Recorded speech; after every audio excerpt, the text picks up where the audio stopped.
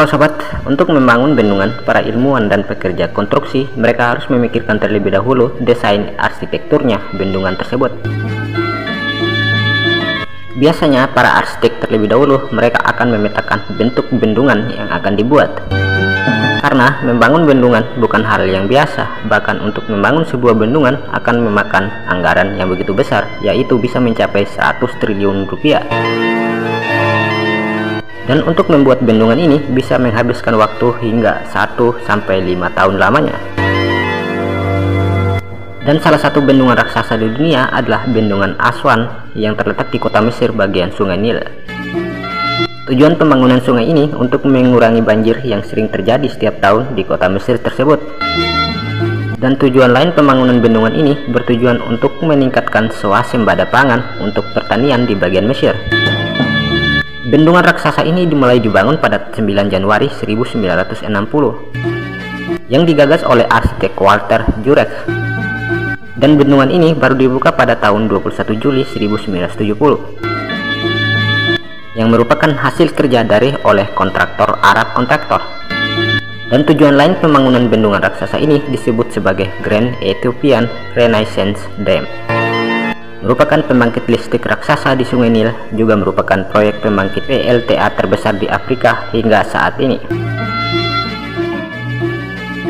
Tetapi, sungai ini memiliki panjang hingga 6.650 km, dan sungai ini melewati 9 negara, yakni Mesir, Ethiopia, Zaire, Kenya, Uganda, Tanzania, Rwanda, Burundi, dan Sudan. Dan dari sungai ini hanya satu bendungan raksasa yang terbuat di bagian Mesir tersebut. Dilansir dari calon sarjana baru, saat ini turbin bisa digunakan hanya satu dari 13 turbin yang ada.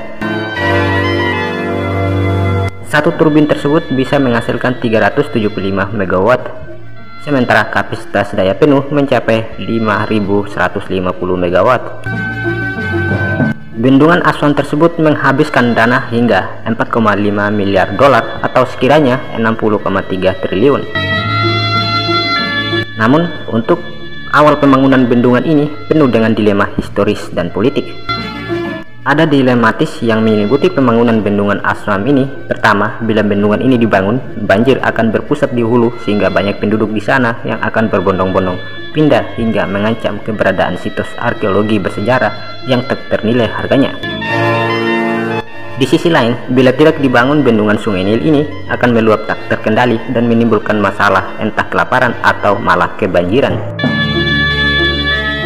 Bendungan Aswan pertama dibangun bendungan rendah atau Aswan Low Dam yang merupakan gagasan dari negara Inggris tahun 1998 oleh Sir William Wilkes, yang merupakan langkah pertama yang dilakukan untuk meredam banjir tahunan di Sungai Nil.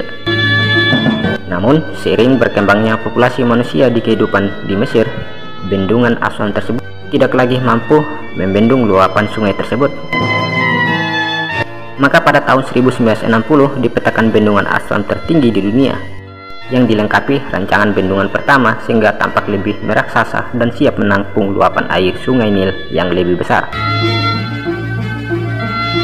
Meskipun teknologi perairan ini membawa efek samping, tapi tidak dipungkiri kalau ada banyak manfaat yang diberikan. Sebagian bendungan terbesar yang gagah berdiri di Mesir, bendungan Aswan membantu mengalirkan luapan banjir secara lebih terarah dan melewatkan endapan lumpur yang subur dan saluran-saluran irigasi untuk pemerataan panen dalam sektor pertanian. Dengan kata lain, bendungan Aswan melindungi negara tersebut dari ancaman banjir besar yang bisa melahap negeri itu sekaligus mencegah kelaparan. Oke sobat, sekian dulu pembahasan tentang keberadaan bendungan raksasa di dunia, dan nantikan video menarik lainnya dari kami calon sarjana baru.